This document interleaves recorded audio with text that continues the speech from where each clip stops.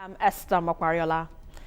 It has been an interesting year with the final days of 2018 creating the need to look back and reflect on some of the defining moments that shaped the African narrative in the last 12 months. In Africa, elections held, winners were declared, people expressed discontent, and leaders were held accountable, with the continent looking stuck between a tipping point and a paradigm shift. Well, this special episode features Africa in Retrospect 2018 with key focus on events between April, May and June. We take a report and Africa Today. We'll be right back. Welcome. On Monday, April the 2nd, Winnie Madikizela Mandela, a hero of the anti-apartheid struggle in South Africa, passed on aged 81. The ex-wife of the former South African president, Nelson Mandela, was loved and loathed, but she earned a place in history. She was one of the few remaining representatives of the generation of activists who led the fight against apartheid. Monday, April the 23rd, thousands of people flooded the street of Madagascar in protest of new election laws and the recent deaths of anti-government demonstrators. The activists also objected to new provisions regarding campaign financing and media access. Wednesday, April the 25th, the South African Federation of Trade Unions, which represents 30 unions with around 800,000 members, organized marches in 6 South African cities, with thousands of participants protesting the government's proposed minimum wage legislation. The minimum wage proposal, which was approved by the cabinet in November 2017, called for a 20 rand or $1.60 an hour minimum wage. The protesters called the proposal an insult and starvation wages, arguing that the minimum wage be raised to 12,500 rand a month, nearly triple the proposed 20 rand hourly wage in monthly terms. Wednesday, May the 16th, Democratic Republic of Congo's health minister announced that the current Ebola outbreak had spread to urban areas, with the first confirmed case in Bandaka, a city of 1 million people. Tuesday, June the 26th, Ethiopian Prime Minister Abiy Ahmed hosted a high-level Eritrean delegation in Addis Ababa. Earlier in the month, Ahmed stated that Ethiopia was ready to implement the peace agreement signed 18 years ago, putting to an end one of Africa's longest-standing conflicts, which is over the Ethiopia-Eritrea border. The talks highlighted the steps towards fully implementing the peace treaty. Wednesday, June the 27th, South Sudanese President Salva Kiir and former Vice President Riek Machar announced a permanent ceasefire. The agreement was one of those attempts to put an end to the 4-year civil war in South Sudan, which killed tens of thousands of people and displaced more than 4.2 million.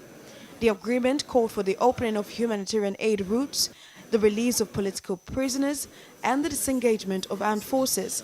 It also stated that the unity government is to be formed within 4 months and elections held within the next 3 years.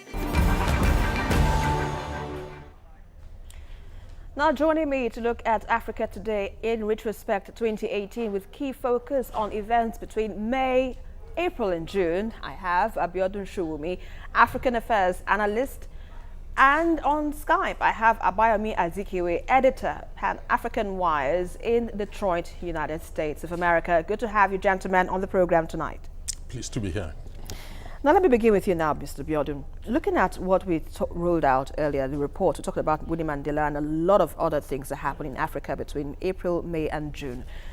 Let's talk about Winnie Mandela, who was the ex-wife of South Africa's president.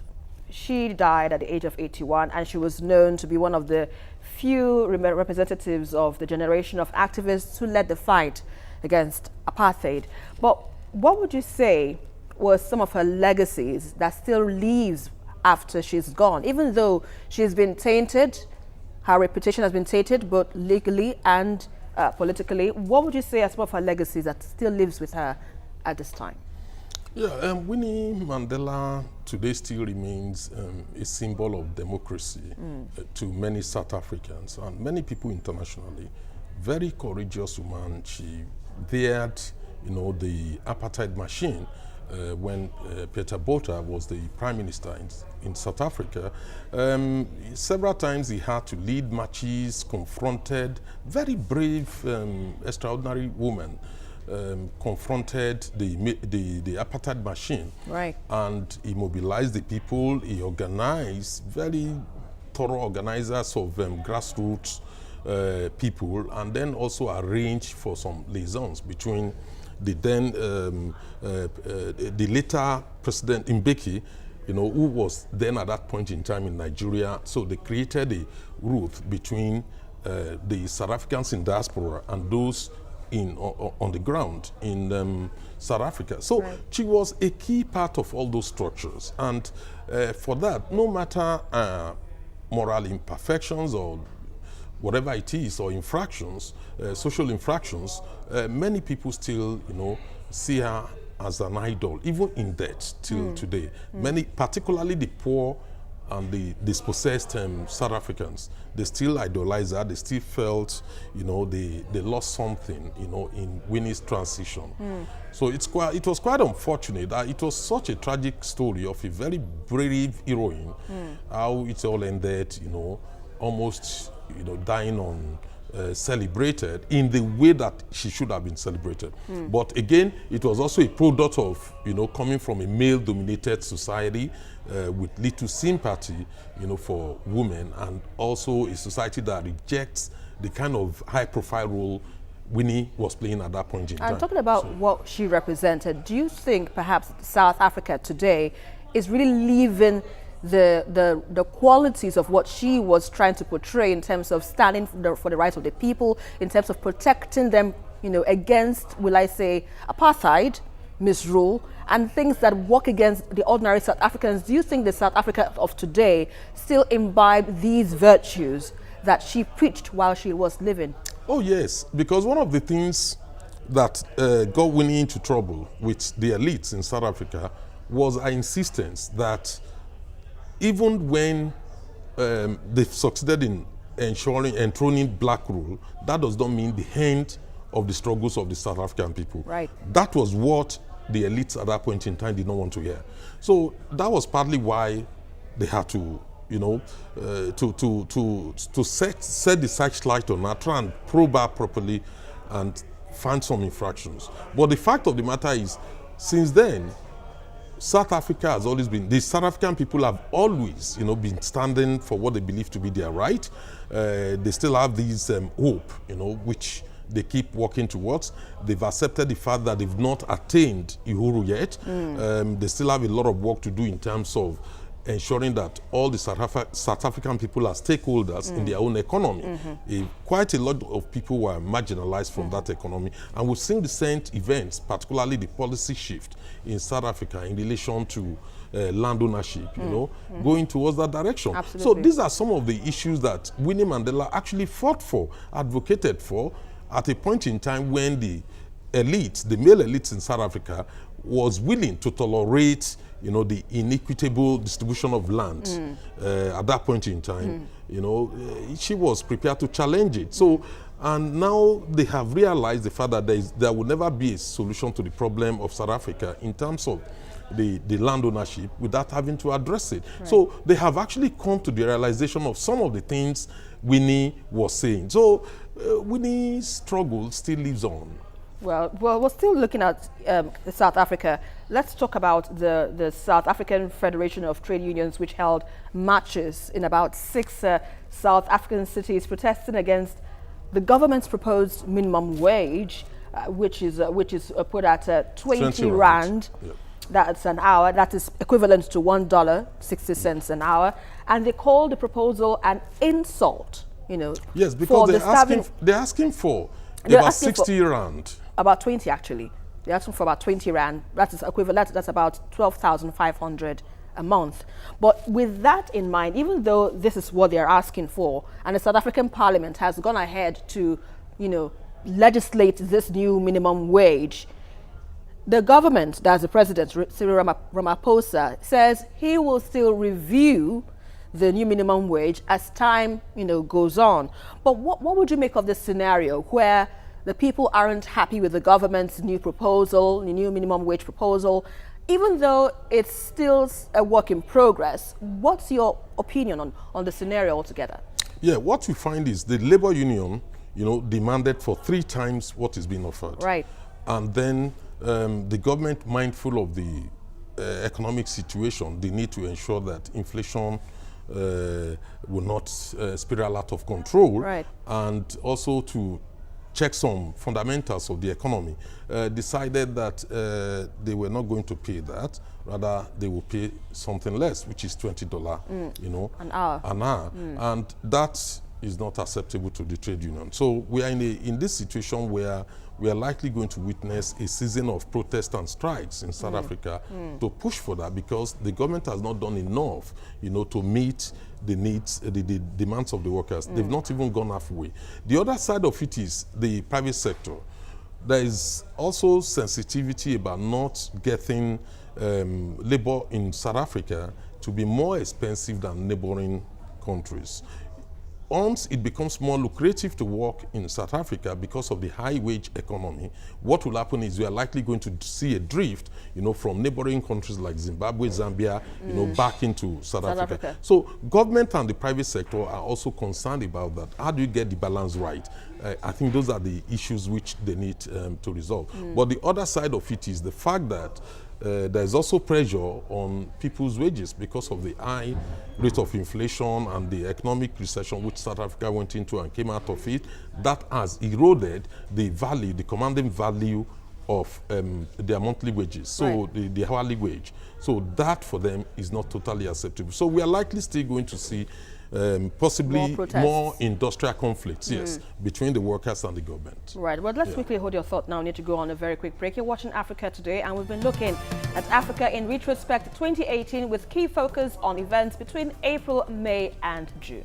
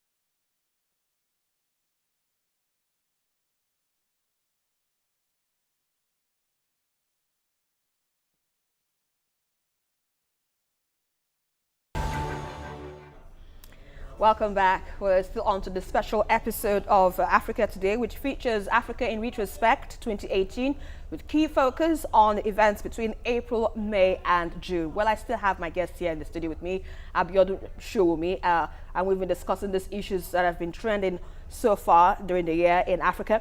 Now, let's go into, aside from South Africa, now let's look at Ebola, which really made the news at the time. It's more like a recurring, a recurring decimal where Ebola strikes now, it's been handled, it strikes again, it's been handled. And the way it's been handled, one begins to question, does Africa really have the resources to nip this in the bud? Because right now the World Health Organization has sent more than 15,000 experimental vaccines to the country to help contain the virus. But some would say that isn't enough to address this issue. But what would you propose should be the best option in addressing this recurring disease which affects lives almost in thousands, if not millions? The question is, we should first think about prevention. In the first instance, you don't need Ebola. If you don't have Ebola, you won't be thinking of vaccination treatment. The Ebola, from several analyses which I read, emerged from a vaccine trial, is a product of a biological experiment, right, which then was introduced into Africa, which nobody has bothered to go into investigating it, because there are suspicions that developed economies, actually were responsible for that at that point in time. So it's not strange. They do things like that in the past. It may no longer be acceptable now. But the fact of the matter is, once we've been dealing with this Ebola, how do we finally eliminate it? It's not enough to say we want to vaccinate people against Ebola. In vast many countries in Africa, Ebola is not a problem. In the West African countries where we have this problem, in Nigeria it was successfully managed, contained, and wiped off. And so also in some other neighboring countries, Benin Republic does not have that problem, Ghana does not have that problem. So you now ask yourself, these few countries where they have the problem, what happened? Go and look at their history. Wars. There were countries that went into war, and fought very bitter wars, and we are beginning to see the other side of it. So, and they've not been able to effectively, develop the health system, to contain or to manage, crises like Ebola. So what Africa needs to be doing, including World Health Organization, is to actually look at those countries and help them build up their health structures in a way that they can handle this problem, rather than allowing it, to spread, to fester and continue to be a nightmare to everyone. So I think that is what we need to do, because Ebola is not a problem in South Africa. It's not a problem in Kenya. So it's not a problem in Ethiopia. So what is really going on? So we only need to contain it and manage it there and wipe it off finally. And aside from this, your proposition, some are saying that what is really holding the containment of Ebola is the lack of trust between doctors and patients in the DRC. Patients are not ready to come out and, reveal the ailments that they go through, maybe for fear of being isolated and all of that. How do you think those people now can be reached out without having this stigma, individual stigma for such disease like Ebola? Yes, we have a lot of work to do in that aspect, particularly, aid agencies. They need to focus more on educating the people about the problem. If you look at DRC, which is a very traumatized country that has gone through several wars and unending wars, when you look at DRC, they have a major problem in terms of people are disconnected, from the capital. Every single thing works in the capital, in Kinshasa, but nothing works elsewhere, where the vast majority of the people are living. So you have aid agencies, moving in, trying to help the people. So they actually need to focus on educating, sensitizing the people so that they understand the importance of actually coming out, because that is the only way they can save their lives.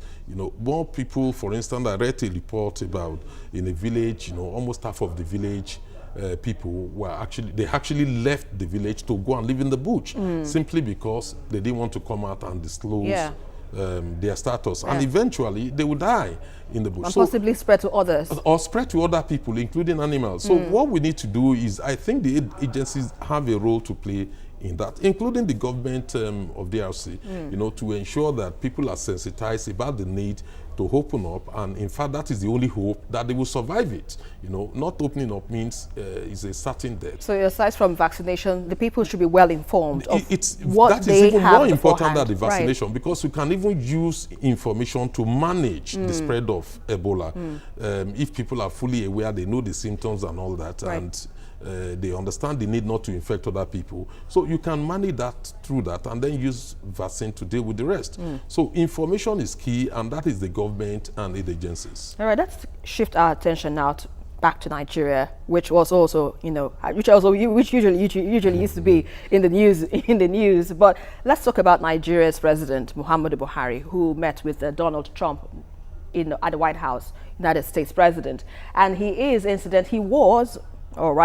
still the first African head of state to visit the White House since President Trump took office. And the two talked more about security, which is a challenge in Nigeria as at present. How would you assess the Nigerian government's commitments now in addressing this security challenge, which still is yet to be solved? Yeah, it was a welcome development when the president went to US and met with the American president. Don't forget, we're coming from a background of hostility between the Nigerian government led by Jonathan, and the Americans. The Americans alleging human rights abuses, and because of that, they won't sell the needed weapons that we need to fight or to contain insurgencies at home, the Boko Haram insurgency. So it was at that situation that we needed those weapons, but they wouldn't sell them to us. Buhari came into office, and Trump saw it as a good... As a need. As a new opportunity to re-engage with the Nigerian state, get the Nigerian government to address their concerns on human rights issues, while at the same time making available the weapons. So it was a kind of a coup, for Buhari when he was able to pull that off. And that went well. But it also underlined the concerns or the worry of the Americans about the insecurity situation, the security situation in Nigeria, and also the insecurity situation in some parts of Africa. So for Nigeria, they think Nigeria will be able to cope if they have the necessary weapons, to fight Boko Haram. And largely they've been able to contain Boko Haram from holding towns and almost a whole state, to now holding towns and run away and come back and then go away again, because that's the nature of insurgency. So the fact of the matter, it was a big coup, and no other African leader has been able to achieve that. But that, as it may, it also underlines the importance of Nigeria in Africa. Don't forget, 1 in 5 Africans is a Nigerian, and therefore America actually think Nigeria is a major country, is a major power that must be reckoned with. It's unlike what happened under Obama. Obama even came to West Africa, he came to different African countries, but refused to, I think 8 countries, he refused to come well, to in as Nigeria. much as the president, did his best by getting military weapons to attack the insurgents in the northeast, some have said that perhaps it hasn't, even though you rightly pointed out that it has been technically defeated, according to the presidency, we're still having cases of isolated ones where even military officers have been targeted. We had reports, just last month where some soldiers were being killed, at their military base. So would you say, in terms of commitment now, that the government is really, really working hard enough to secure the lives of the average Nigerian wherever they are? Oh yeah, I don't believe that there's any government that will be in power in Nigeria, in a country like Nigeria, either in the past or now, that will not take the security of the people seriously. The reason is because the primary duty, according to our own constitution of government, is the protection of lives and properties. Right. So how efficiently they are doing that, that's a different matter. Then a lot of other variables come into play. When you look at the case of President Buhari and what they've been able to achieve with that, they've tried to manage the insurgency. The nature of what do they call it? Boko Haram insurgency is such that it is a guerrilla warfare. It's not a conventional warfare. So it's not something you say, have defeated it and they will surrender and walk away. No, it's not going to happen like that. Guerrilla warfare, they will strike, retreat, and then come back again to strike and then retreat. So it's more difficult to win guerrilla warfare, than a conventional warfare. That is a fact of the matter, which we must accept. In this situation, what we can do is to embark on winning the minds, of the insurgents themselves, which I think to some extent government has been doing that. Yes, some of us may disagree with the approach. You mean the radicalization approach? The radicalization program. Some of us disagree with the approach because it's leading to the release of more prisoners. And only for some of them, I cannot say all, for some of them have been found to have gone back to do the same thing. So nobody is happy about that. I'm sure that's not the objective of government. But the truth of the matter is we need to win the minds, and hearts of the people. All right. Then we need to fundamentally deal with the real reason why people are being recruited easily, which is poverty and education. Right. So that needs to be done. We need to invest so much more in that part of the country. Thank you very much. On that note, I'd like to thank you for your analysis on Africa Today. Biodun Sowunmi, it's a pleasure to have you on Africa Today. I'm pleased to be here. Thank you. Well, in the last 12 months, vibrant political and social movements emerged across Africa, largely driven by a growing young population who continue to use social media to challenge failing policies and regimes. If there is any take-home evening lesson for African leaders in 2019, then it is the fact that position belongs to the privileged, but power ultimately belongs to the people. And that is our package for tonight. But don't forget to join the conversation as usual on Twitter at TVC News NG, and follow me for updates around Africa at Esther TVC News. Until the next one again, I am Esther Mokwariola, and always remember, Africa can only get better.